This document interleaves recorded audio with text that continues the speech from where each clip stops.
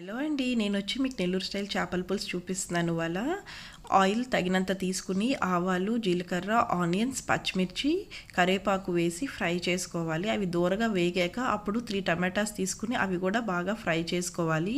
టమాటాలు కొంచెం ఫ్రై అయ్యాక అప్పుడు ఒక 3 టేబుల్ స్పూన్ అల్లం వెల్లుల్లి పేస్ట్ వేసి ఆ పచ్చివాసన పోయేదాకా ఫ్రై చేసుకోవాలి. తర్వాత తగినంత ఉప్పు, పసుపు వేసుకొని పచ్చివాసన పోయేదాకా ఫ్రై చేసుకుని తర్వాత మనకి ఫిష్ క్వాంటిటీ పట్టి పులుసు వేసుకోవాలి. పులుసు వేసుకుని పులుసు మరిగేటప్పుడు కొంచెం 3 టేబుల్ స్పూన్ కారం వేసుకోవాలి.